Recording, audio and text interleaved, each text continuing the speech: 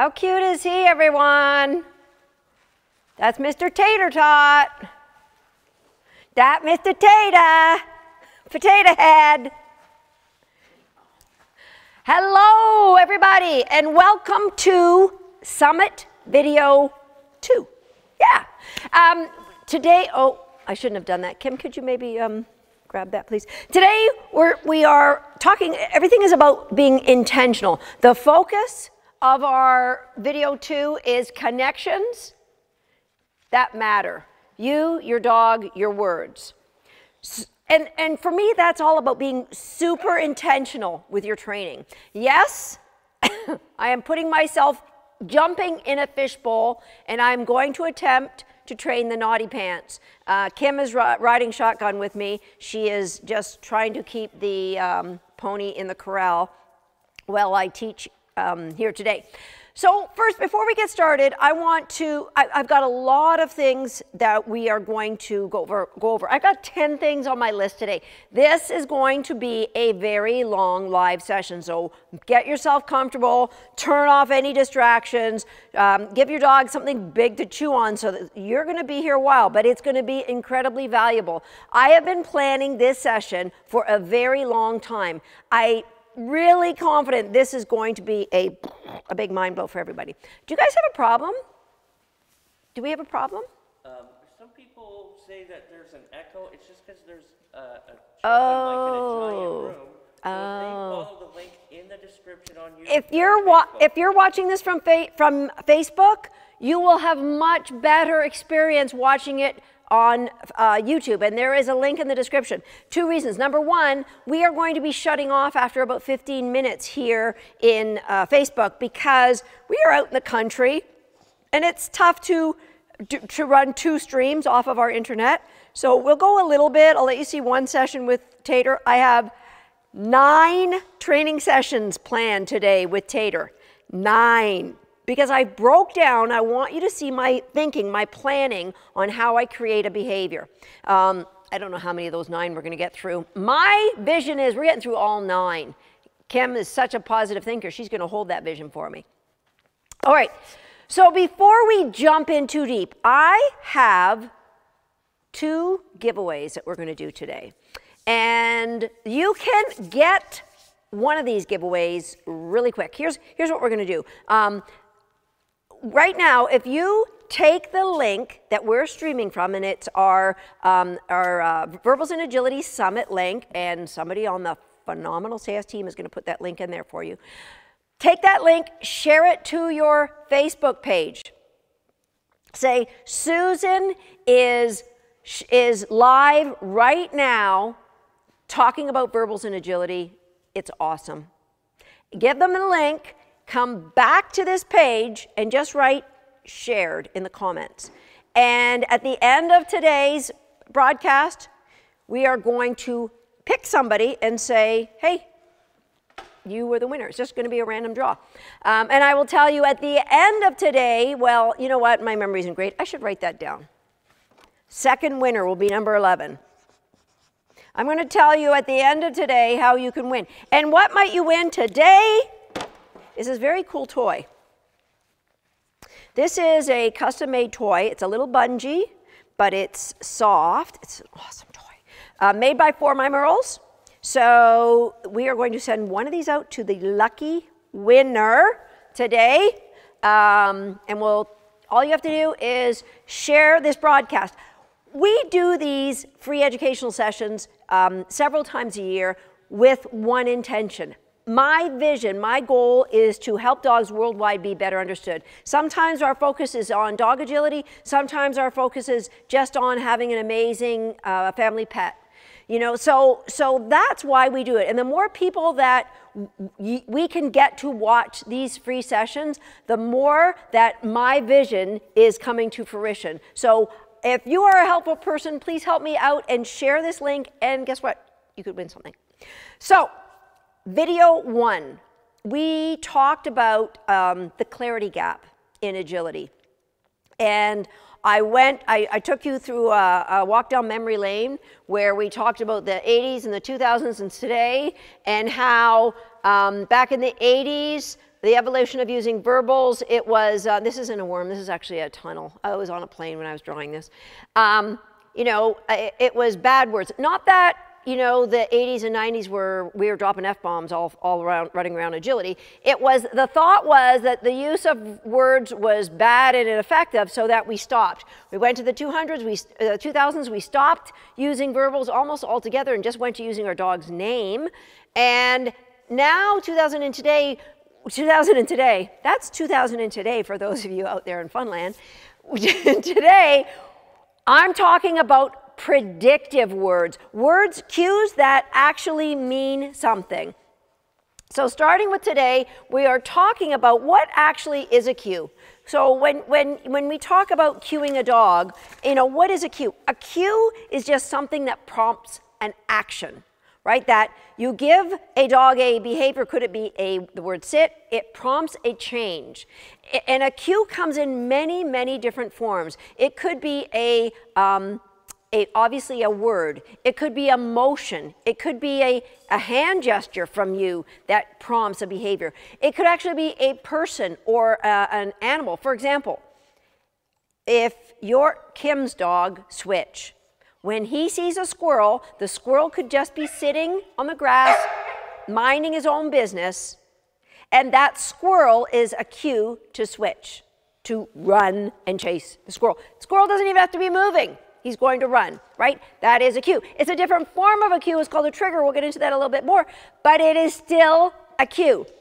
So cues come in many different forms. And later today, we're going to talk about the forms these cues take in agility and why it's really, really important that you, as somebody who wants to play in agility, that you understand the hierarchy of importance to your dog and how they perceive cues. It's just so, so critically important. So we understand what a cue is. And you know what? I'm going to show you the difference between a cue and a trigger right now. You're going to have to back all this stuff up, Phil, because I'm going to do a little demo right now. I'm going to start off with a little demo. And I'm going to hope this works. So I am going to cue a behavior from Swagger without saying a word, without moving, without making any motion at all. I'm going to cue a behavior. All right? So what is it that cues this from here? Swag.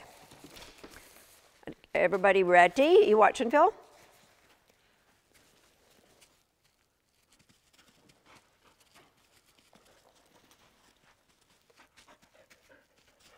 So just being in this position, if you guessed it was a position, I don't have to say anything to him.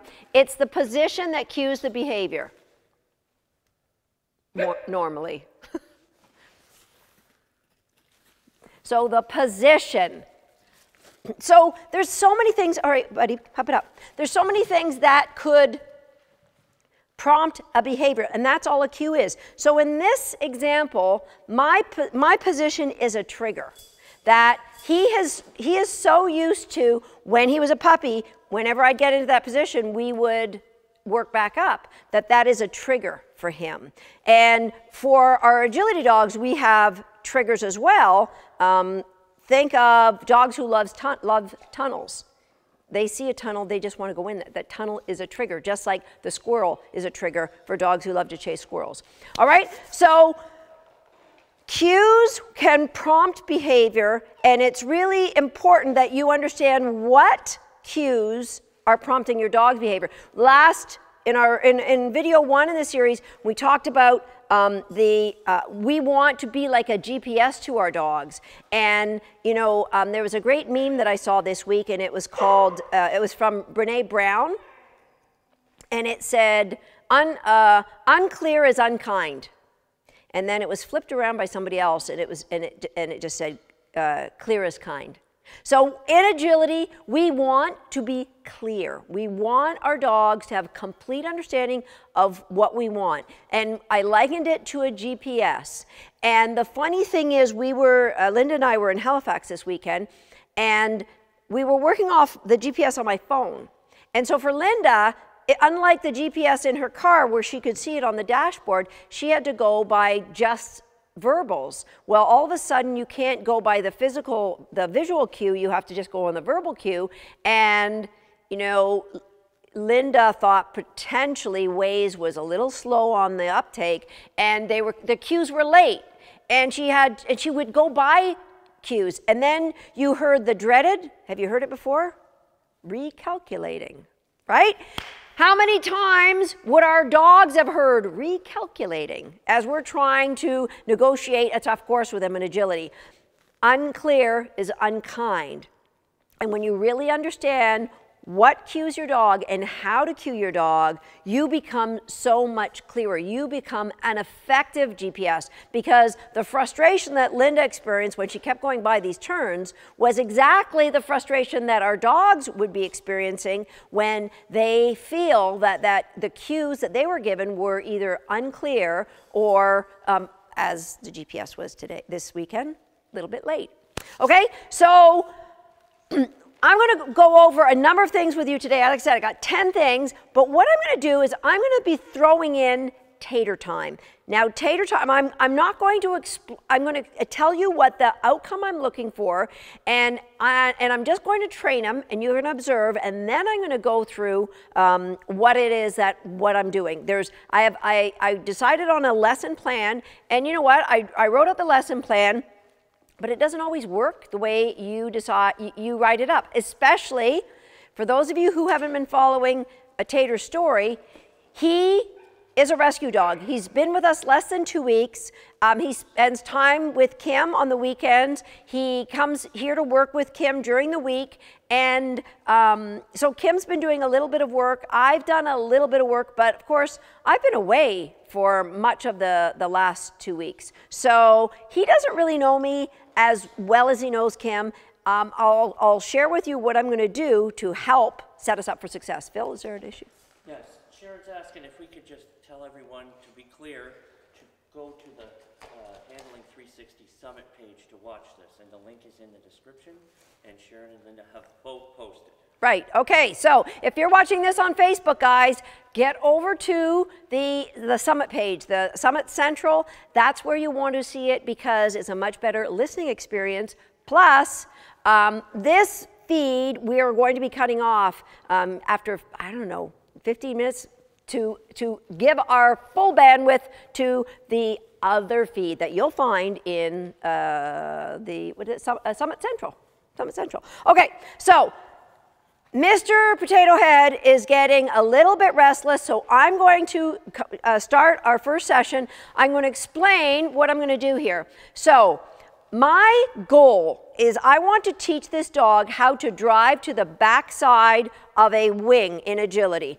So what I've observed, like I was watching this weekend, we were at a trial, it was a big cup, and a lot of handlers, if their dogs were coming here and they wanted them to go to the backside, the handler had to run almost all the way up there.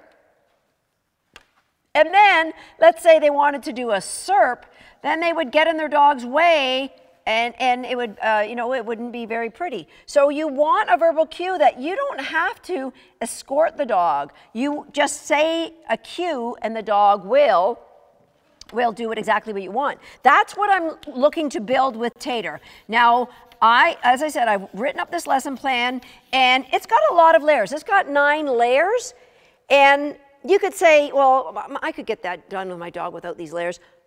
You may have a very driven, highly focused agility dog that you could get this done in a lot less time, but you think about the clarity. Remember, being clear is kind. The clarity your dog has by putting more layers. Do you think that would be better or worse long-term for your dog? Would that be better or worse for the dog's confidence? And would that be better or worse for your teamwork if your dog got extra reinforcement? Right? So the first layer I'm going to do in session 1 is I'm going to remind Tater what he's done in the past. So this is a cone. This is where I will be as the handler. I will be kind of in the middle. And I'm going to reward him on either side of the cone. I'm just looking for him to go back and forth on this cone. He has done this for me once before last week. He's done this with Kim a couple of times on the weekend. But again, this is a different environment. He didn't go for his big walk today because we didn't want to tire him out.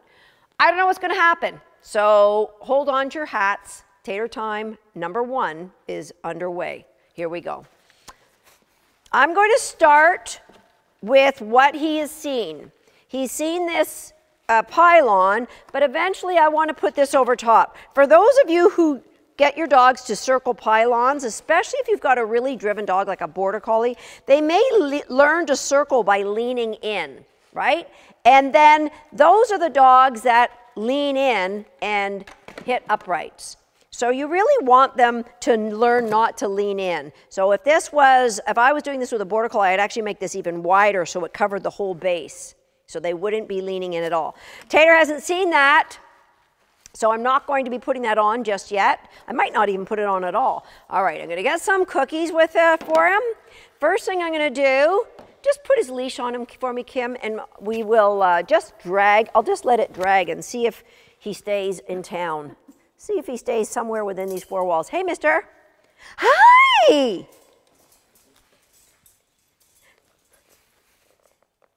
Super duper. He does know crate games. He learned that last week. Break! Yay! Super duper duper duper! Super duper. I might need Wranglers. Oh, Swaggy's got it. That's good. That's good. That's good. Teeny, teeny, teeny, teeny. Thank you. Got it. Teeny, teeny, teeny, teeny. Teeny, teeny, teeny, teeny, teeny, teeny.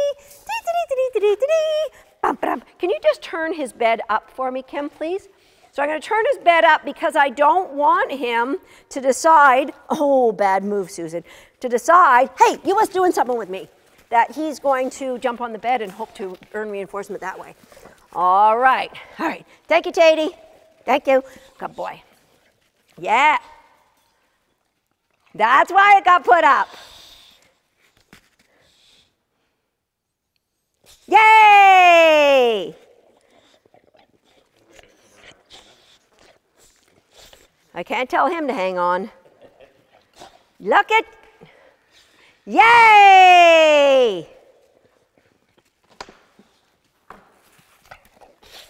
Nice!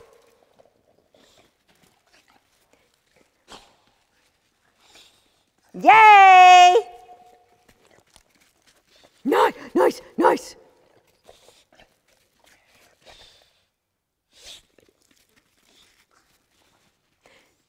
Mr. Potato Head managed to chew up 3 couches, a full set of patio furniture, 4 sets of prescription glasses, an antique dining room set, complete with chairs.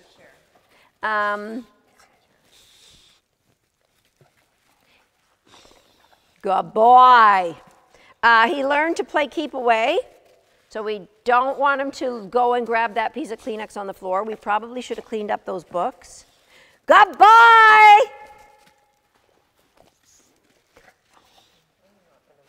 And that's why I've kept this X-Pen like this, to try and minimize the distractions for him.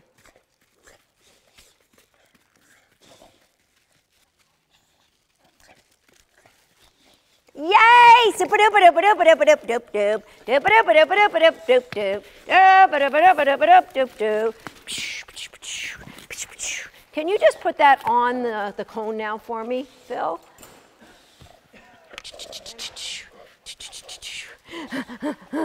Put that.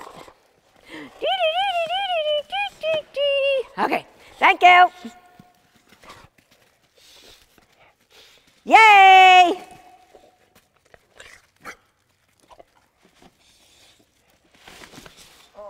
Did that scare you? That scare you, little one? I'm sure you tell them what that is. This is just some construction paper that we put in a roll.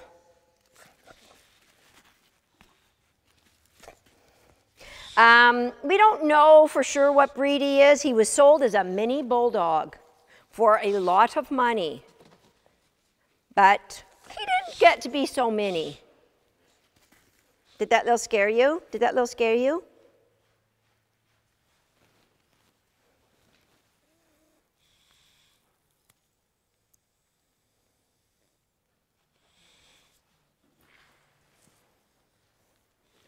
Where'd Kim go?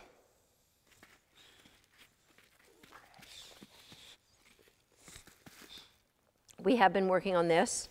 It took us 5 days to get one. Yay! I believe he has got boxer in him.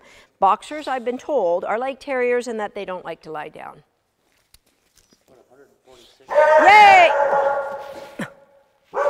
It's Kim, for Pete's sake, momentum. Yeah, good boy. There's still 145 people on Facebook, and it's easier to see this on the Summit page. Good boy. Okay, all of you on Facebook, we're ending in the next 30 seconds. So go to the link and yay! We've got 8 more sessions. That's a truck. See, there's distractions. Yeah, good boy. There's distractions.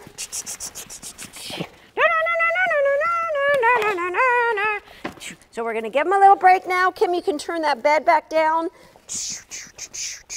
There you go. There you go, bud. We're going to close this up. That's session 1. Swagger, did you have a good look? Can you hop it up? So I'm going to probably be moving on with Tater faster than I would, way faster than I would be moving on with if we were seriously saying we want this dog to be an agility star. I want you, those of you at home, to see the challenges of starting with a dog who doesn't have those foundational layers. And hopefully you'll recognize that if you went back and put in those foundational layers, how much easier it would be to create clarity for your dog. Okay, we have, even if I don't get to those other 8 sessions, we'll see how he works. I will explain what those other 8 sessions that I have all planned out for Tater.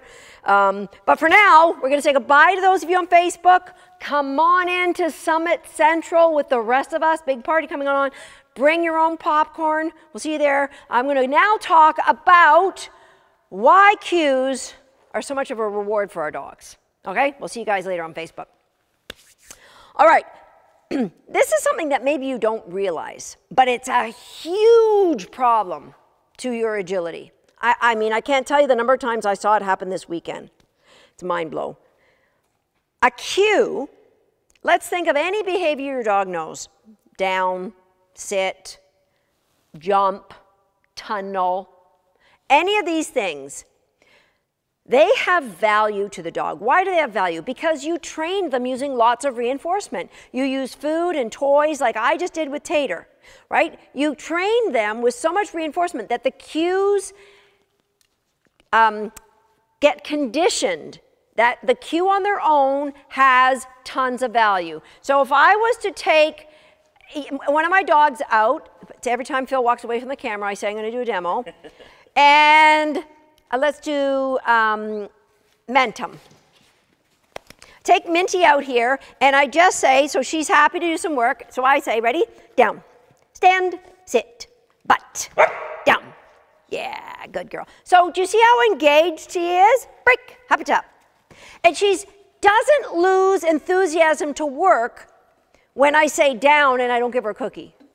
She doesn't lose enthusiasm when I say sit and I give her a cookie, or I don't give her a cookie. And then I say butt and I don't give her, and I cue different behaviors and I never give her a cookie. She doesn't lose enthusiasm. Why?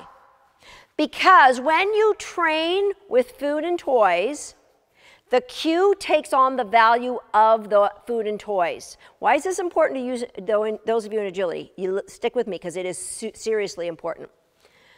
So that when you give a cue, it's the same thing as giving them something they love, a cookie, or whatever it is that you trained them with in the first place, right? That's why my dogs don't lose enthusiasm. I could have them come out here and just do behavior after behavior after behavior, because those cues mean they did the last one right, they get to do something else. It's like I gave them a piece of meat for going down, and now I get to do a sit, and I got a piece of meat for doing this, even though I didn't give them a piece of meat or a reward, right? The cues, once they're trained and well understood, have value. It's like giving a big meatball without giving one. Here's where this plays a big role in agility. People walk away from the start line, and the dog starts lifting their butt, and then the person says break or jump or okay. You've just given a cue, which is just like a big meatball, rewarding the dog for what they were doing at the time they heard the cue, which was leaving their start line. Even if they were just leaving it a little bit, even if they were just creeping a little bit, every time you give them a agility cue, jump, or a release from a contact when they're not really doing contact. This is a good one. People, they still do this. The dog comes over the A-frame and misses the contact, but they think they're going to fake the judge out by saying, "Good!" And so you're using a marker, which is the same thing as giving the dog a big meatball, right? Cues, markers, they get the same value the same way, all right? So really be careful when you give your dog a cue that you recognize what they're doing at the time that you give the cue. So when you give the next obstacle name or you motion forward with your body, because that's a cue too, you are rewarding the dog for what they're doing at the time when they hear that cue. All right. Now, this is also important for those of you who repeat cues. So let's say you say to your dog down, and they go, and then you say, he must not have heard me. Yeah, because dogs' hearings, you know, right? And then you say down again. And then you say Charlie down. Every time you repeat a cue, you are rewarding the dog for not listening to you. So you need to recognize that the dog didn't respond and go and interrupt the behavior. Don't repeat your cue. If you tell your dog to come and they don't come, don't repeat the cue thinking, "Oh, he must not have heard me." Guess what? He heard you. He heard you. So when you repeat a cue, you are, in fact, rewarding the dog for not listening in the first place. Now, okay, Susan, I've heard you run agility, and I've heard you say tunnel, tunnel, tunnel. Isn't that repeating a cue? Aren't you teaching the dog not to listen to the first one? Oh, nay, nay. There's a difference between a single cue and a continuous cue. All right? So if I said tunnel and my dog went part way, turned around and looked at me, and then I said no, tunnel, that would be repeating a cue. By giving the cue more than one time as a form of the cue, what I call a continuous cue, that's not repeating a cue. That's supporting the dog as they go off and do the tunnel. Now, I'd like you guys to think on this, because in video 3, I'm going to share with you why that's so important. So think about, why would I want to use a continuous cue in agility? Why wouldn't I just say tunnel? Because I can say just down. And you can see my dogs clearly understand how to do what I want. Why in agility would I want to use a continuous cue, which is either repeating the name of an obstacle, or I use for my backside cue, I say la la la la la la la, and that is constant as the dog goes off and drives to the backside. Why would I want to do that?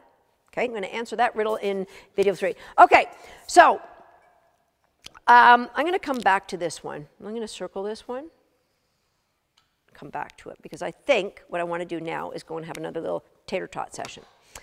All right, so what I'm going to do now, and this might be a little bit early, but, you know, we're getting this all done in one session. What I'm going to do now is I'm going to set up the cone like we had it, and once I get them circling a few times, I'm going to get Kim to put in a wing of a jump. So Kim, you're just going to put it so that it is like this, right? So I don't want that end flailing out there. I want it like this, okay? So that is what I'm going to do as we start to move on with our tater sessions. Hi, Mr. Tater Tot. Hi, Mr. Tater Tot, how cute are you? How cute are you? Good boy. This is a good boy. Oh, we don't have the leash on you. I better put the leash on you. That might be a good idea. Such a good man. You learned your crate game so good. Nice. Good boy. This is a good boy.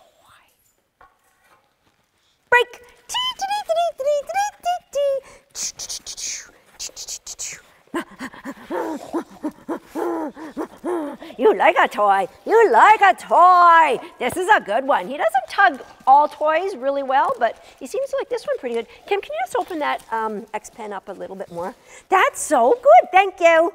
Nice. Look at how well you're learning that one, too. Learning that one super good, bud.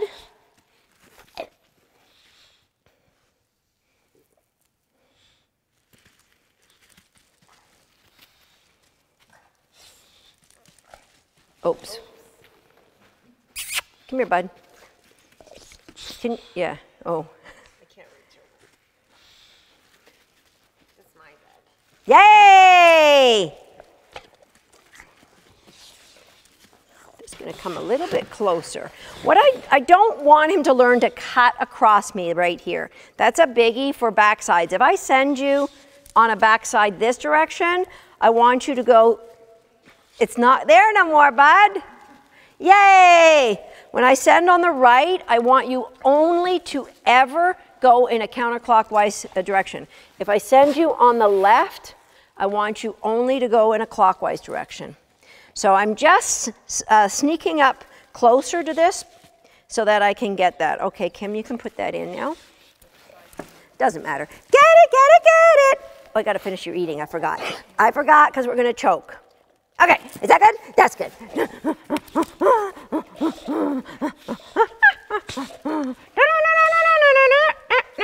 Okay, thank you. Good boy. Nice. Yay! He wants to sneak in there. Yay, good man. Super good. Yahoo! Oh, goober. He clubbed me right in the jaw with his big potato head. His big potato head. Okay, Kim, can you get me another wing? We're going right on to session 3 right away because he's doing so good. It's right over here. And thank you. Nice. Here. Get it. Mister, get this. Yeah, I know. It doesn't matter what Kim's doing. Doesn't matter what Kim's doing. Doesn't matter. Same place? Yep, that's it. That's it. All right, bud.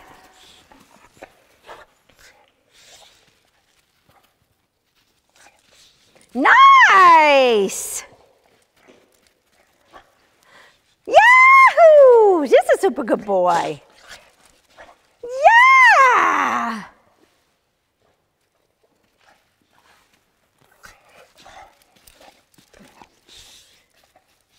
Nice.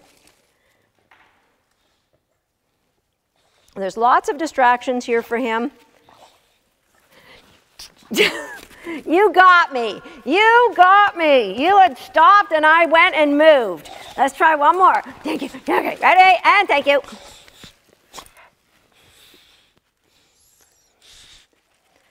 Here, Tate. Good. Good boy. Oh, here you go, bud. Here you go. I'm going to have to take this leash off because my standing up like this is going to become an extra cue to him. So hang on. Let's see how this goes. Yay! Nice.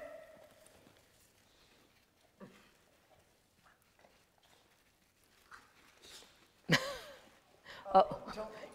Good boy. Super good.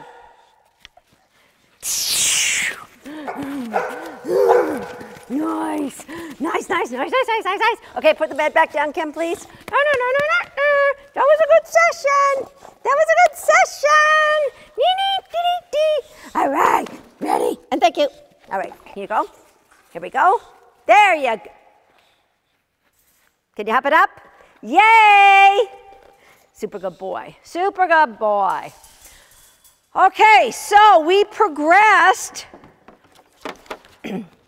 all the way up to session 3. I was getting him to go this way, but now I'm trying to get the reinforcement. I didn't move it in quite yet, My goal is that the rewards are only going to be happening here now, okay? So at the beginning, he always, dog on left, always had to go in a clockwise direction. Dog on right always had to circle counterclockwise. I didn't want him cutting in. Then I went to adding the jump and allowing him to go both directions. And now I'm cheating over so that we just get the reinforcement in that one direction. And I would have to turn around to get it going in the other direction. Of course, you want to work both sides in all this. We're just going to carry on working one side for brevity. Okay. Now, words versus sounds. Any of you who have followed the international agility scene, you may have noticed that the Russians have this unique cue for weaving. And Phil took off his headset because he knew it was about to happen. Everybody in the whole stadium, you could be at a concession stand, you could be shopping, some of us do. You know when there's a Russian dog on course and they're about to be sent to the weave poles because it is this one. It's the coolest thing because the dogs are like driven. So honestly, that was the first time, and I think it was probably 15 years ago, it was the first time I ever heard somebody using a sound to prompt a behavior in agility. And I gotta be honest, I might have been a little judgmental. I might have said, well, that's weird. Why don't you just say poles or weavers or weaves like the rest of us? But the more I studied this, I found papers. There's actually science that backs up that dogs respond to tones much, much better than they respond to words. So I started playing with my own dogs, and I started using tones. So the first one I used was la la la la la la la la la la, and it is definitely by far the cue my dogs know better than any other. And my next dogs, I think I'll even use more tones because it's kind of selfish for us to say, you need to respond to my language. Because dogs are prey animals. Being prey animals meaning they are chasing after their prey using primarily their sight. And when they are in prey mode and they're going as fast as they can, for us to say you need to discriminate between get back, jump, and come close, and do a tunnel, or do a frame, with all the dog has to, they're either going to be going as fast as they can, or they're going to slow down to have to be able to figure out what exactly you're saying. They're not going to be able to respond. And that's why I've really been focused. And my next dog in agility, I think I'll even do more down the road of tones than I have done with my previous dogs. Okay, let's go over here, and I want to explain a little bit about what exactly I'm doing with Tater Tot. So this is my 5C model for teaching any new behavior in anything we do, whether it's to humans or dogs or whatever. And you may have noticed some of this already going on, but I'm going to explain. The first thing we need to do, and this is a lot of dogs in agility are missing out because their owners aren't aware of this, is you need to really be intentional on your part as a trainer, create a conscious level of thought on what you want to do, and it may start even before you go get your dog out in your planning, and then create a conscious level of thought on the dog's part. And what do I mean by that? Think of yourself in school learning something really boring. Kim, did you ever have that? A subject in school you thought that was really boring? Math. It's because I didn't understand it. So did you ever daydream or doodle in math class? Did you ever, yeah. So, All classes, really. Kim said it was pretty much all classes. Kim might have cut classes in high school a little bit. Not that I'm telling tales, but she might have been that kind of person. Rebel. So think of yourself, Kim in math class, me in geography class. I would doodle and draw, and then if the teacher they'd ask you something, and then it would be like, oh yeah, it wasn't. Because there wasn't a level of consciousness. You weren't learning. You weren't engaged. And so a good teacher will create that level of consciousness to get engagement before they try and actually teach something. So what did I do with Tater every time? If I just got him out here and said, okay, here's a cone, let's start wrapping it, he doesn't have much of a relationship with me. He's got a long history of just leaving, doing what he wants, when he wants, all right? Last week when I worked with him, I would say I got bit maybe 30 times a session. And it wasn't like vicious biting. It was more like, I'm grabbing you because this is when I want to do what I want to do, right? So that's the history that he had with working with Kim or I, all right? What did I do? Do we get any comments there? Linda, did anyone notice what I did every time I got him out to waken his consciousness to say, you're working with me, pal, and anything around you, what Swagger and Momentum are doing, what Kim's doing, what Phil's doing moving this camera around, none of that matters. So if you, oh, that doesn't work. That's where we keep the bad ones. That's where we keep, yeah, we throw the bad ones. And you know he's going off to get that later. I'm just mental note to self, I'll be retrieving that. Okay, what did I do? Anybody? Is there anything? There's a little bit of a delay. You played and engaged, Terry said. So I played, I tugged, I sang to him. Do, do, do, do, do, do, do, do, do. You got him excited? I got him excited. So that Rewards. is always what has to happen first, guys. If you get your agility dog out and you try and teach them something and you haven't created a level of consciousness for them to be engaged with what you're doing, you are fighting an uphill battle and you're going to say, oh, my dog doesn't like agility, or my dog doesn't. Or what happens with people who don't get this and they still want to train, they result to getting a bigger meatball. And what I mean by that is instead of waiting for the dog to offer something, they get a big meatball or they get something the dog wants, a toy, and they lure the dog to get them to do something. So sure, the dog would say, yeah, I can chase that. I was going to go off and do my own thing, but I like that. But the problem with that is you can't grow from there because the value is always with the meatball. You're always going to be stuck. When the dog says, yeah, I'm not going to engage with you, that you're always going to be stuck resorting to, oh, you want to do that? Then I'll give you this. And you can't build from there. All right, the next part of the 5C model is clarity. And that's where I want to create clarity for the behavior. And in this case, my end goal is to get the dog to, Phil, can you make sure that people can see what I'm doing here? My end goal is to get the dog to wrap. So I'm starting with a cone, and then a cone and a jump. And the reason I've put 2 jumps there is so that he gets conditioned to going by a wing on either side. He knows how to wrap a cone. I like to teach those behaviors away from agility before we introduce agility equipment to the equation. All right? So I'm now on this stage creating clarity. You know, these stages, you'll go back and forth between them, but I'm creating clarity because I'm working towards a dog who is confident. When they're confident, they come out laser focused, just wanting to work with you. Let's do this. Yeah, I'm good. Let's. They don't notice when the gate is a little bit open. They don't notice when the leash has been taken off. They just want to work with you. And you don't have to worry about what distractions are in their environment.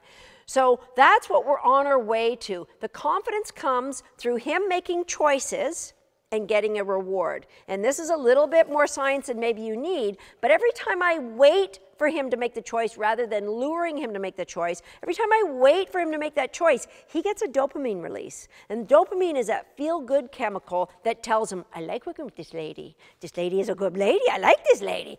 And that's helping to grow more confidence towards what I want him to do, which is work with me. And there'll be many more layers as we work through the sessions today. And eventually, I will be adding challenge. Now, challenge is in yellow because it's a cautionary tale.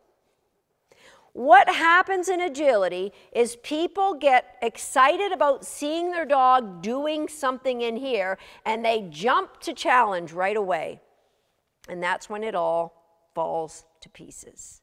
So you want to, there's a very strategic way in which I introduce challenge. It's actually 5 different unique pieces to introducing challenge, and I'll go over all of that, how exactly what I do with my own dogs and my students' dogs in our next video. But we're probably not even going to get there. I mean, I'm doing micro challenges. Remember I said you kind of go between these through all the time? I introduced 2 little micro challenges already today with Tate. So if you can think of the 2 little micro challenges I already introduced with Tater, write them in the comments, all right? So I introduced these little micro challenges. They could have blown up in my face. They didn't. I was happy with that. When you have introduced all the challenges you can think of to a backside, that might be adding, you know, great distance, adding you running away, adding doing it in a sequence, adding all these things, then you end up with a brand new capability. Right? And that is the model that if you follow this on everything you teach your dog, I promise you, you'll have better behaviors than you've ever seen in your dog before. All right, let's do another session with Mr. Tater. All righty. So we're going to set up the same way. And while I'm working, I want you, when I say to grab me my jump up. All right? So I'm going to be brave, and I'm going to start without a, good work, Kim. Kim manipulating the environment, getting the bed out of there. I'm going to start without a leash on him. I know, it's brave. It's brave, Mr. Man. Good. So you can set that up while I reward him for sitting. Good. Oh, that's a new cookie, isn't it? Yeah, bud. That's a new cookie. So if I really was concerned, my plan with, you was doing something. What was us doing? What was us doing? My plan with Tater was to, if we had a real struggle, was to just have him, like enclose him in this X pen and have him circle this way. Good boy. Break!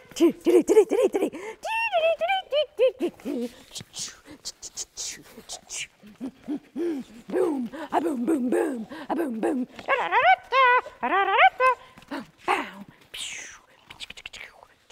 All right, buddy, here we go. Thank you. Nice. Nice. Yeah, yeah, yeah. Okay, I'm giving it to you. I'm giving it to you. Yes. Yeah, that's good.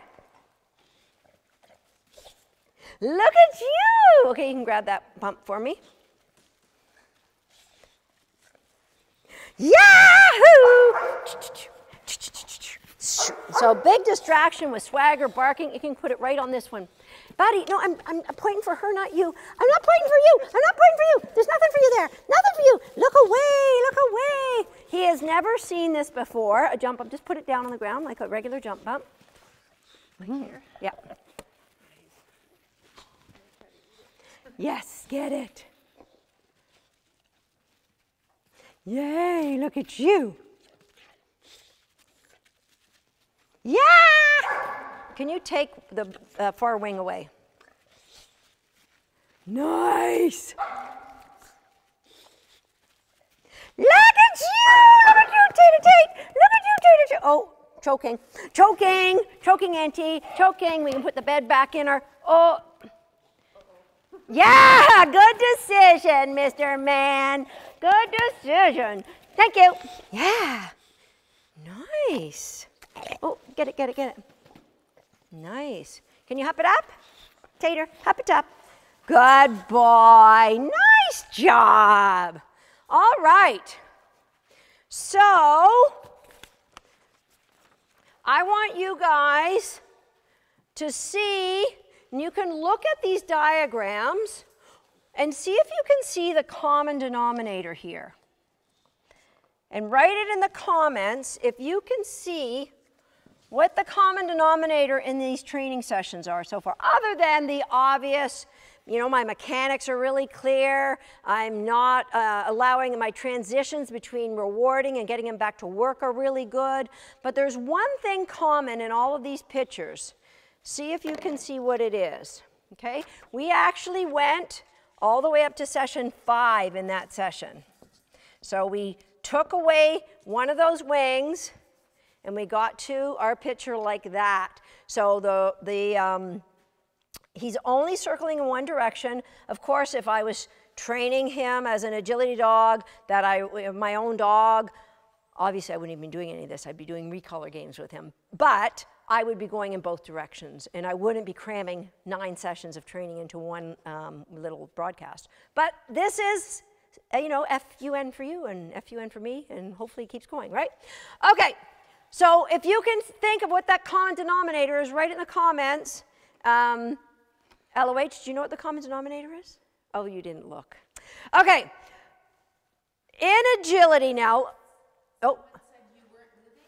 Nope, not that. That's not a common denominator, because I actually, so one guess was I wasn't moving. In actual fact, I was moving sometimes. I stayed still, but sometimes as he came around, I rolled like this. So as he was coming around, I rolled and threw the reward further away from me. Sometimes I stood perfectly still. Yes, Linda? Judy, Nancy, Jennifer are saying that reinforcement in the same spot. Ding, ding. Okay, Phil, let's go back here. Okay, you guys, brilliant powers of observation. Who was that? There was a bunch of them all at once. A lot of you said it was where the reinforcement happened. So, reinforcement happened here and here, because if I wanted to work going this way, I was going to do that. Reinforcement here. Now, what does this look like? Write it in the comments. I mean, it's a far stretch, but it's very similar to something else that I do in agility. Reinforcement, reinforcement. It's always in the same spot, okay? There is a reward zone. What else do I do in agility where there is a reward zone? I know you guys know this, so I'm going to write it. 2x2 training. And what happens is we start building clarity and confidence a lot faster when we use a reward zone, because our dog knows all I got to do is get to this spot and I get my reward. They're able to predict the pattern of reinforcement, and they love it. It gets them engaged in what we're doing. It grows their confidence. They're beaming. Look, I could do this again and again and again. And notice that my sessions are super short. I get some success and then I end it. There is an obvious reward zone in everything that I'm doing with him. Okay? All right, so in agility, in the sport of agility, there are 5 different types of cues that we're using. 5 different types of cues. And actually, Phil, I think I'll just write it down over here. Sorry for getting you to move again. And I'm going to write these cues in order of natural importance to most dogs. And it's really important. You know what? You watching, doing agility with your beagle are going to have a different hierarchy of importance than I am with my border collie. Now, through good training, I changed the natural hierarchy for my dogs, and you can too. We'll talk about how to do that in video 3. I can't put too much stuff into one video, but I want to share all of this stuff with you. So the natural cue, the most innately understandable to all dogs, is that of motion. Remember I mentioned before that dogs are prey animals. So being that they're prey animals, something moving catches their eye. All right? They are more likely to see something in motion than they are if they're in full-out gallop and somebody whispered to them, hey, look over your left shoulder. Less likely to notice that than if they see somebody running to the left. What was that? They're naturally motion sensitive, and breeds such as herding breeds, the Border Collies, the Shelties, Malinois, they are really motion sensitive because they're bred to watch for the movements of a flock or a herd of cattle. Breeds like sighthounds, hello, they're bred to hunt using their eyes, very motion sensitive, very alert to motion. Sporting breeds, the same thing. So some breeds are more keen to notice motion than others. So for example, Tater, he notices motion, he's a dog, but nowhere near the same as, say, my border collies do, okay? So the number one, in my opinion, the number one innate cue for handling is motion. Number two, which is very, very close second, would be gestures. So that would be, so I might use my arm like this, I might use my arm like this, I might use my arm. So it's motion, but I could even stand still and just do this because it's a visual stimulus to the dog, all right? So they're super closely related, but they are definitely different. You have to be distinct when you're teaching each of these. Okay, so the number third, and this one, again, it depends on the dog, but the obstacles. Remember I talked about how a tunnel is a trigger to a lot of dogs? The sight of the obstacles. Momentum sees a seesaw. We had a snooker run on the weekend, and there was we called it, Trish Levesque, thank you, Judge Trish Levesque, it was the momentum snooker run. Guess what sevens were? She got to do 4 seesaws in one agility run. Oh my gosh, best day ever. And at the close, it was kind of an awkward angle, and people were worried about how are we going to, I'm going to get somewhere in the telephone directory zip code of that seesaw and say the word seesaw, and she is going to be a beeline, because that obstacle is innately reinforcing to her now, not innately is a bad word, is very much reinforcing to her now.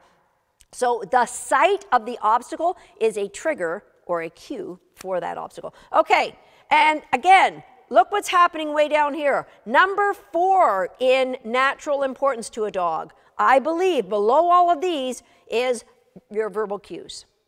So saying right, left, jump, get out, get back, whatever. Number 5, and I think the least, is a position. So if I were to, I showed you when I got down on my knees with swagger, that was a position which cued the backup response. If I was to stand super close to a jump and let my dog go over that jump, they would naturally want to curl back to me because my position tells them that I need them to turn tight. So if, let me just go over here. So if this was a jump, and I ran and stood still right here, my dogs would naturally want to do that, right? Even if I let out and just stood still here without any movement at all, my dogs would naturally want to go and turn tight. Now, if there was a tunnel right here, that position would be trumped by the obstacle, and they wouldn't naturally just be turning tight. Do you see what I mean? This is the natural hierarchy for most dogs in agility on the importance of cues to them. And these, I believe, are the 5 cues that dogs will respond to in the sport of agility. I would like you, before video 3, to go through and evaluate with your own dog, what do you think is the most natural order for your dog? Now, I've got the verbals as number 4. Well, Susan, why are we investing all this time learning about verbals and cueing? Like, what the heck are you up about? Like, what a waste of my time. Yeah, you've been into the sauce, you know. Marijuana is now legal in Canada. Oh. The reason why we're spending this much time is because I need verbals to be up here, at least a close second, if not tied to motion. I would love my verbals to be more important than motion, and we can get there. But it's going to require some strategic 5C training. I'm going to share with you in video 3 what I do, but it's so important for those of us who can't outrun our dogs. And guess what? You look at world champions like Lisa Frick and Teresa Klavora. I can't say your name. I apologize, Teresa. Martina Klimtsova Magnoli, sorry.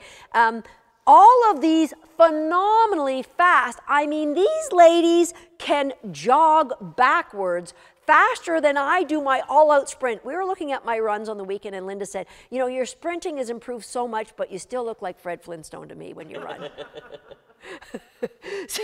So these ladies can run so much faster than me, yet the common denominator amongst us all is we all use and really work hard at training verbals. Now, Lisa and Teresa may not use quite as many as myself, but Martina uses as many as I do. So every one of us at the highest level of agility recognize how important these verbals are. And those of you who are either brand new to agility or are just looking to have fun and, you know, have a good time on the weekend, remember, clear is kind. You can have so much more fun. You can bring out so much more joy for your dog if you invest the time in bringing up that hierarchy, so verbals are more important. And when we get to video 3, I'm going to touch down on that a little bit more for you. Okay, I think it's tater time. Tater time. All right. Okay, so I'm going to just share what I'm going to try to do. So I'm going to start like this. Kim, this is going to take a little bit of doing on your part. So this is like math for Kim. So this is not her best, skill set. Here's what we did last session. And I drew a circle around here. So here's my jump bump and here. And so this would be 3 o'clock and 9 o'clock. And that's how I'm going to start. And I, as a handler, I was right around here, right? What I want you to do is I would want you to rotate. So now my circle is at 10 o'clock and 4 o'clock. So you're just going to rotate those things a little bit. I'm not going to move. My reward zone is not going to move. Just that wing. And I trust in you, Kim. I know you can do this, girl. All right. So let's get everything set up before we open things up for the tater tot boy. Tater boy. Mashed potato salad. Now, which way do you want it? So this this was like This was on this side. this was like this before. It was here. Oh, was it? Okay, wherever it was. I don't remember where it was. Get a close-up of wait. this plan while you're setting up. No, this way. Thank you. It was like here. it was straight. like this, right? This is the way it was. Wow. Yes, trust me.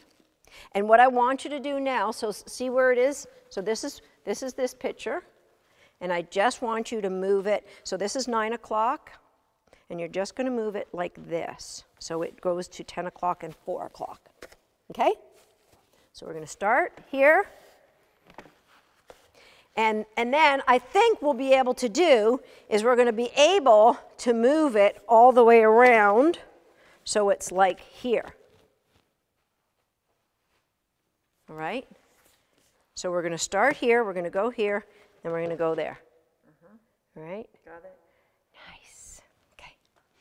Am I going, let me just double check, make sure I'm going in the right direction here. So Mr. Tater's going this way. I need him to go this way, sorry. Let's put this on this side. There. Now I'm messed up. I got it. So he's going this way. He's going this way. So we're going this way. Okay? And I had removed that side. Yeah, I just removed the wrong side. But he'll get it. You'll be fine. So we're going to go this way, and then you're just going to rotate that way. Okay? No, you're going to rotate this way.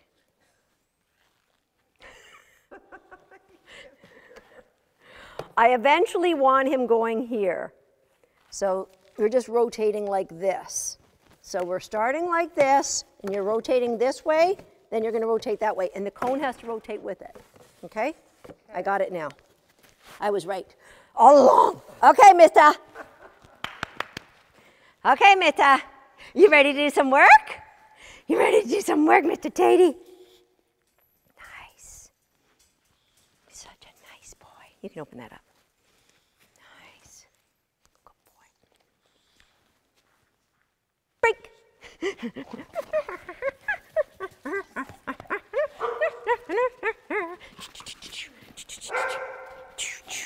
Swagger, stop it. And thank you. Good boy. Nice. Nice. Okay, we can move it a little bit. Come here, bud. Come here, bud. Now, if you were working alone, you would just put your dog up on the bed in between these sessions. If you didn't have Kim at your house, you can see she might come. There. Yay! If you had mashed potatoes, she'd be there. Nice! Now here it is, here it is, here it is. I think we can move it a little bit more. Na na na na na na na na na na na na na. Give it on me, give it on me. I think we're moving it the wrong way though. Do do do do do do do do. That's the way I want to go. Ready? And I know. Yeah, there it is. That's a good one, isn't it? Yeah. Yes, that's good, that's good.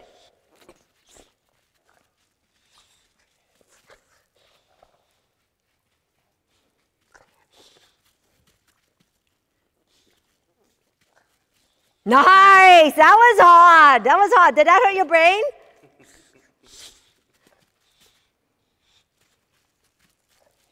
Nice.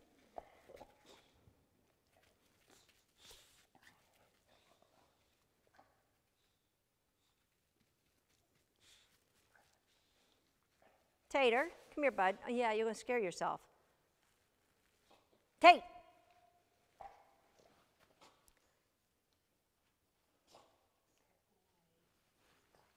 So we're just putting him away. He ended his session.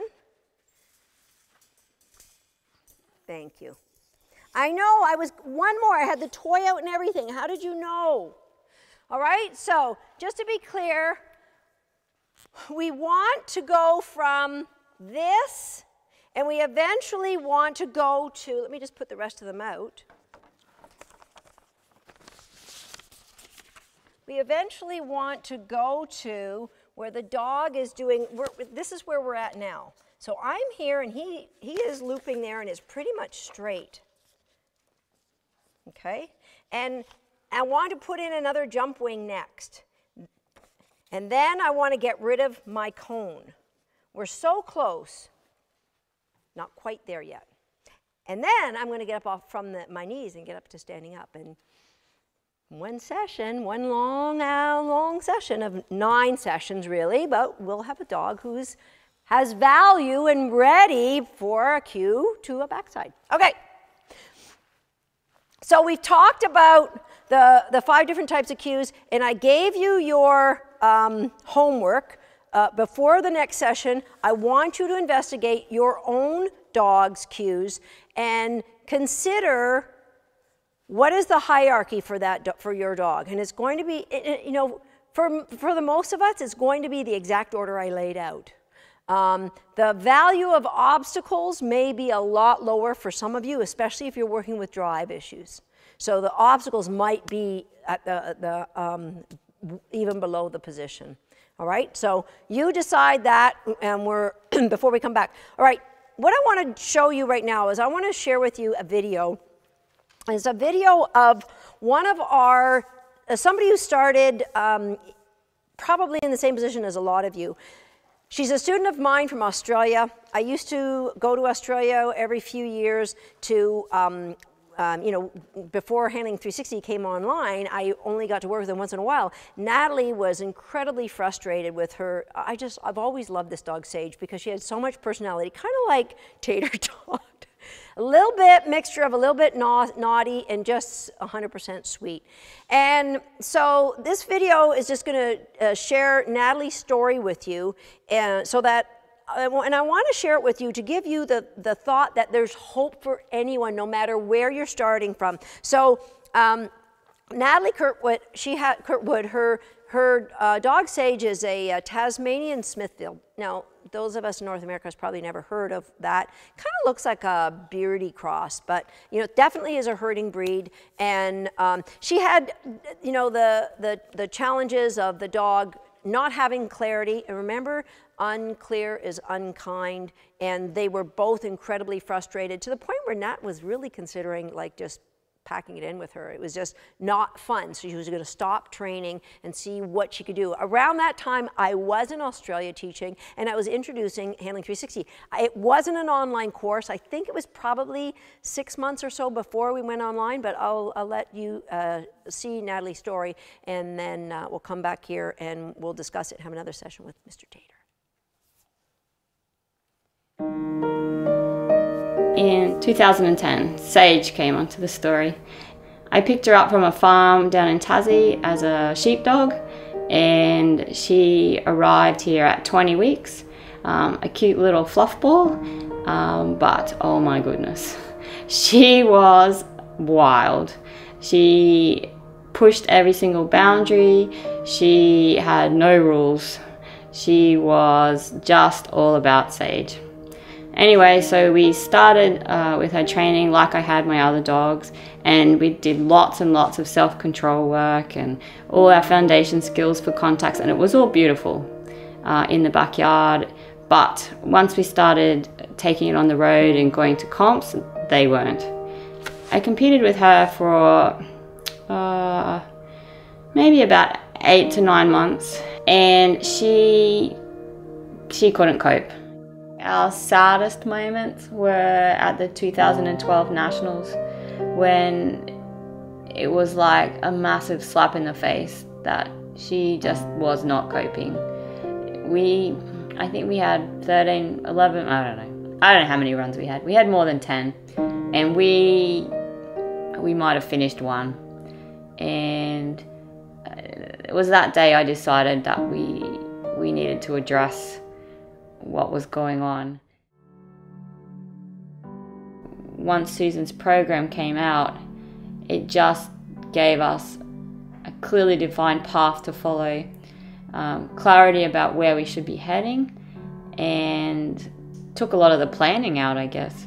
We could just have a go and see where it took us, and thankfully it all worked out really well.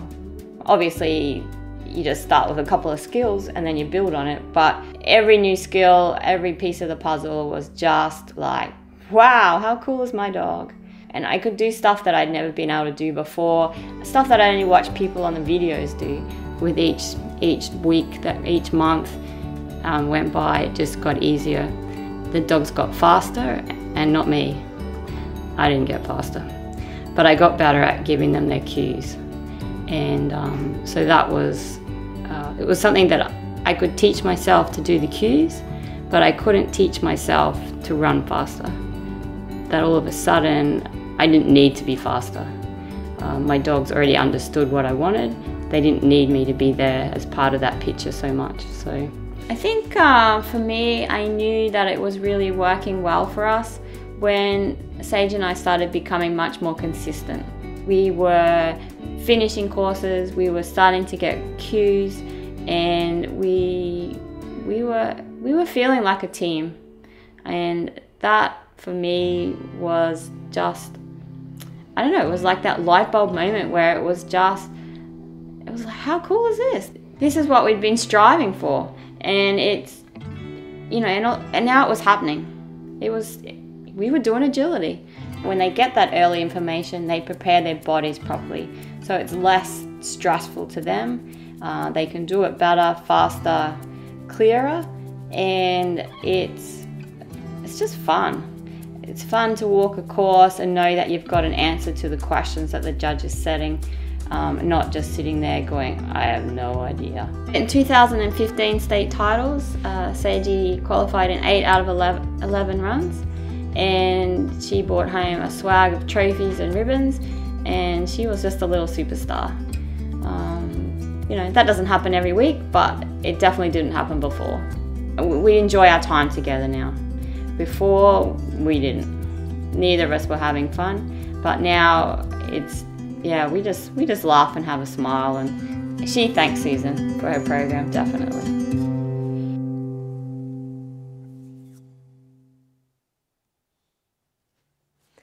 So could you see yourself in any of those struggles with Nat and Sage? You know, there's a lot of our students who are elite handlers like myself that are excelling, that they join our program just to get the nuances of how to get, you know, that small percentage better. But the vast majority of people just want to lose the feeling of overwhelm and frustration. And so I wanted to share Nat's story so that to help you to believe that it is possible for you. It doesn't matter how new you are to the sport or where you're starting or what kind of challenges you have with your dog. You could see with this dog, this could have been a real disaster today. Had I not controlled his environment, set him up for success, had a very strategic plan of how I wanted to grow his understanding of the behavior I'm trying to teach him.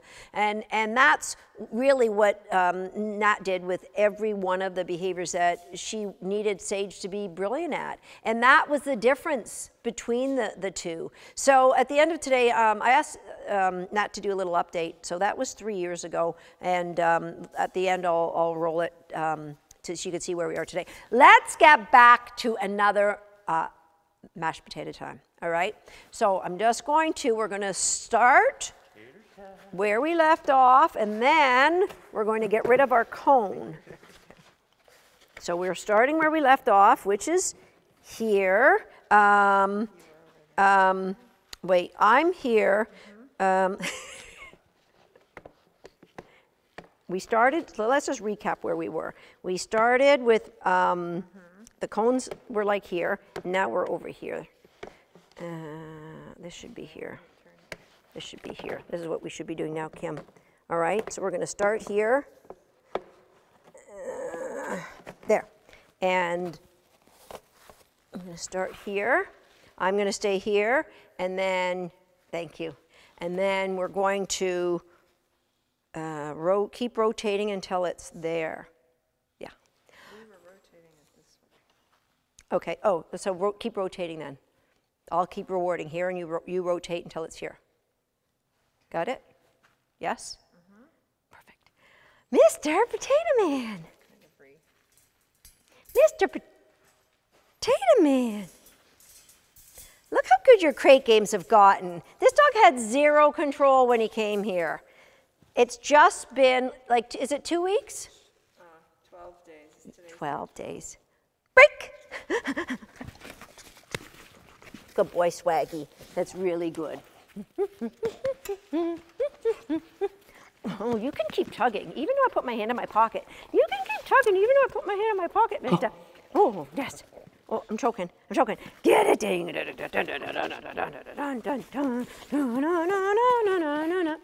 Thank you. Ow. I know, it's a lot of work for you, bud. Just came out. How did you get... That's gross. I think I get lost in there. Nice. Nice, good boy. Okay, let's rotate, Kim. Nice. Nice. I think we're going the wrong way.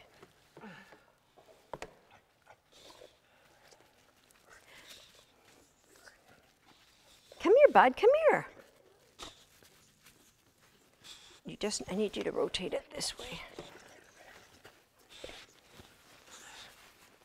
Yay!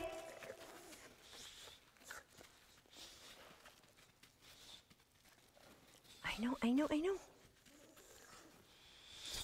I can't let you get in between there.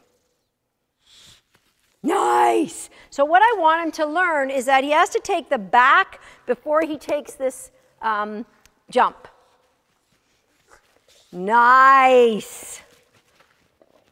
Can you get the other wing? Nice! And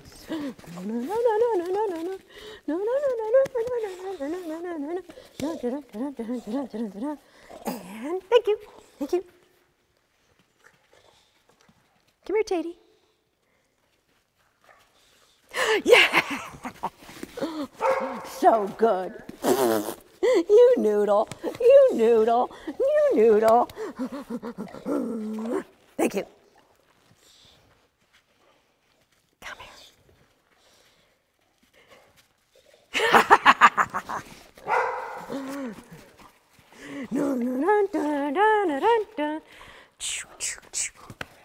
All right, thank you.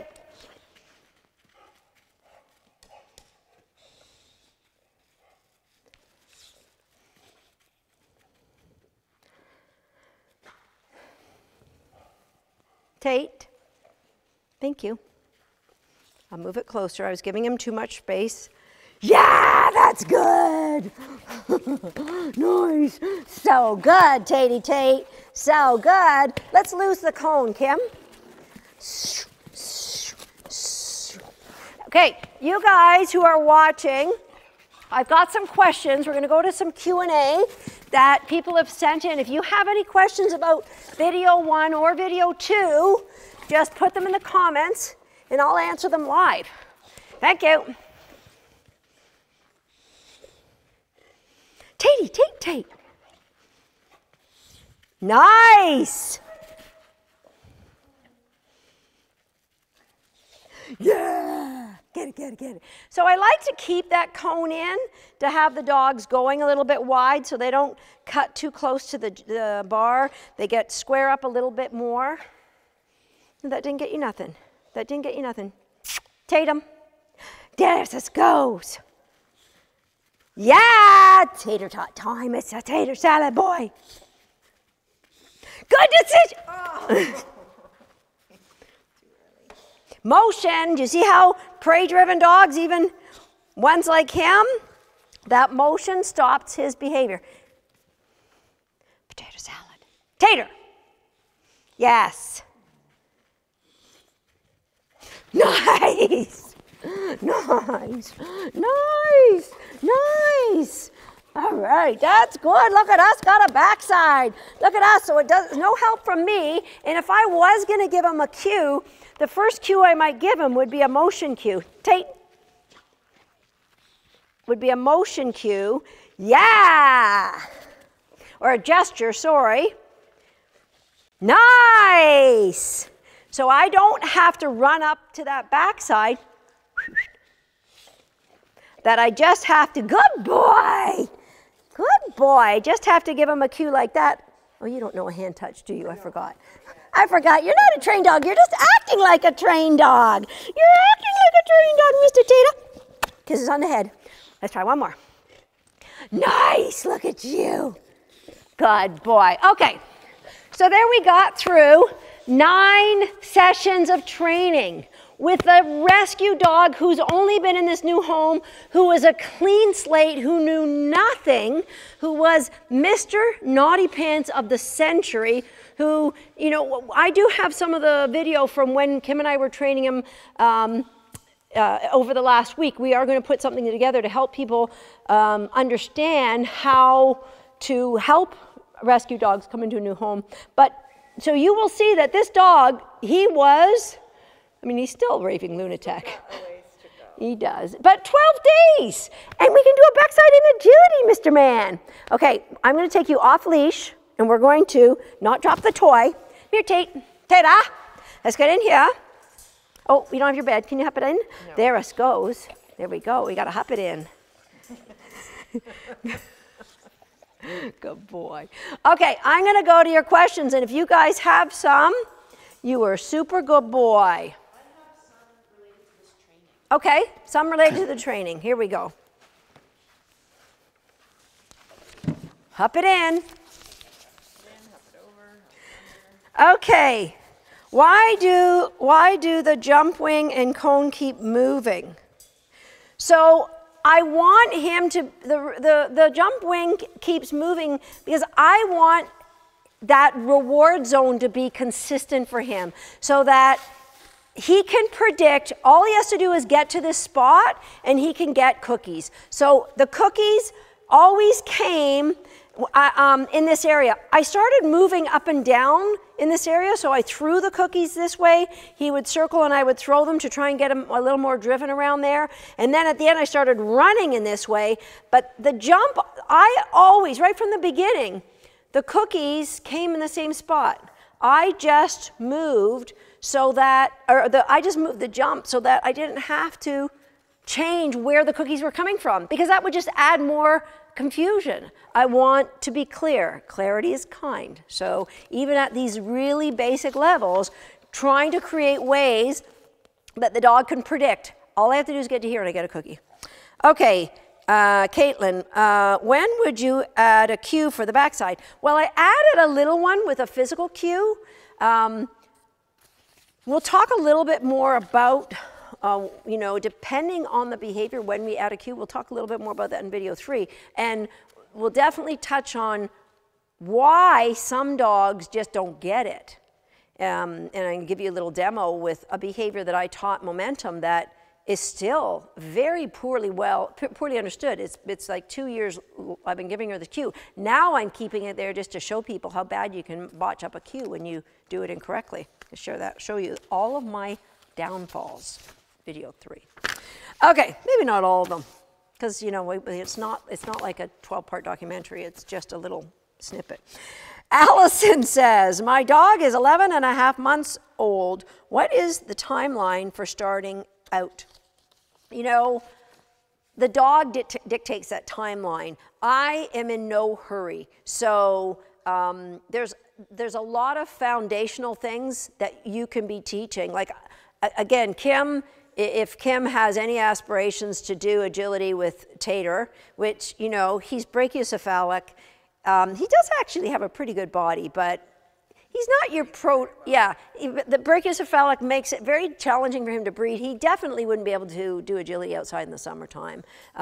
So you know, who knows what? I'm not going to say she's not going to train him, because who knows? I mean, he's fun to train, but she would not carry on with this training if she was, is my point. She would go back, work on body awareness, work on foundation jump work, work on all the flat work skills that build in the layers of consciousness and clarity, building confidence. And so there would be no real agility equipment probably for 6 months. You know, and he's 17 months old. It might even be a year if we were doing this, going towards agility. Okay, I've got some more questions here. Do we have any more related to our training today? I gave you all three. Okay. Someone asked, what cue would you use? The cue I use for the backside is la la la la la la la la. I don't want to say it too loud because I think you've already got their attention. you guys have been so good today. You've been super good. Super good. Yeah. You need more cookbooks. One more from Marie. She sounds new. Okay. Do you do this for each color wing jump or different types of jump?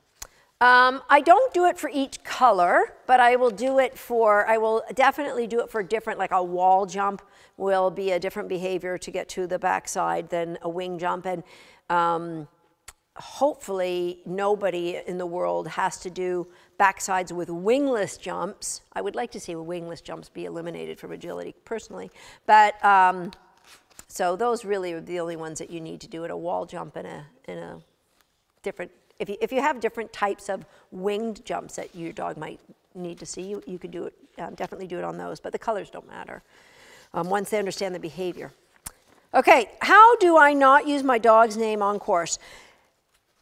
It's not that you don't use your dog's name on course. I encourage you to evaluate why you're using your dog's name on course. So the places where I suggest using your dog's name are where your dog can't see you and you need a change of direction. They're in the tunnel, and when they come out, you don't want them to drive straight out. You need them to turn towards you. So you need to give them call their name to help them locate where you are. That is one time I would use the dog's name. On the weekend, my dog, I had them weaving ahead of me, and I wanted to go off in this direction, so I wanted them to wrap tight and come back. I use my dog's name there.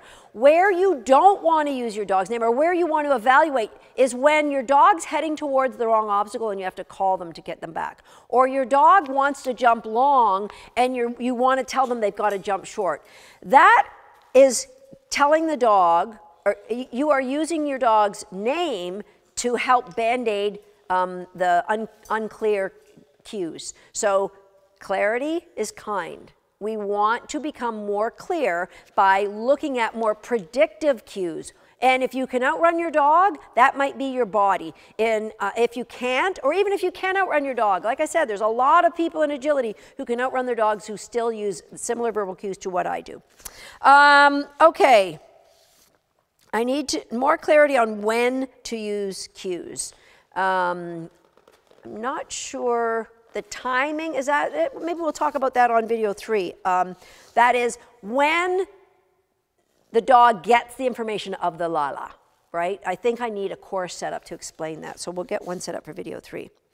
Does using multiple times the same cue, tunnel, override my physical cue?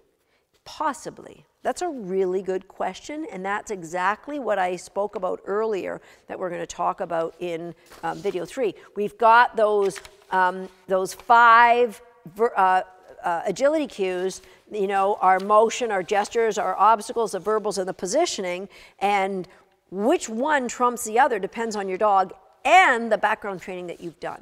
So in my dog's world, the verbal cue can override my motion cue. It depends on the situation and if it's something that I would like them to do. I'll do some demos on video 3 for that. Okay, that's all. I've hit them all. LOH, do you have any more? Do we have a winner? Because I've got winner down there. We have a winner. Okay. Caitlin Van, I can't see the last name. Wowie. I can't read what you've written. W-A-U-W-E, is that it? Okay. Caitlin, you are a winner of one of those cool For My Merles toys that I was using in the demo with Tater. Now, obviously, Tater loved that. So you contact us at customerhappiness@clickerdogs.com, and our amazing customer happiness peeps are going to tell you how to get that toy. Okay, now I did say we are going to give out a second toy, and here is how to get be eligible to win the next toy. I've shared a lot of things. I think this is the longest, most comprehensive live video I have ever taught. Surely there were some gems for you, some aha moments, some wow, I never considered that. Wow, I'm going to have to think about this. Mind poppers. I would like you to look through your notes, and I would like you to pull out the gems that you think could help other people. Go to my Facebook page, that's Susan Garrett Dog Agility, in Facebook. Somebody on my team will put a link, and there'll be a post for gems from today. Put your gem in there. Share with the world, even if they didn't get a chance to be here and watch this video live, share with them what you learned so that, again, you know, I love helping people. You guys can help me change the world for dogs by sharing what you're learning from me. Put it in the comments under the gems post on my main Facebook page, and so it's on my main Facebook page, and we're going to pick somebody that it's going to go on. We're not going to do it tomorrow. It'll probably happen before our video 3, which is happening on Thursday. All right, I'll announce the winner on video 3. How about that? Okay. We have one more, Natalie. Yep. That's it. No more final questions, LOH? Thank you guys for being with me. Thank you for inspiring me to... Swagger always knows when we're about. I'm going to leave you with the update on Natalie and Sage, kind of like, where are they now? So I'll leave you with that, and I'll see you on Thursday for session 3 in our Verbals and Agility Summit videos.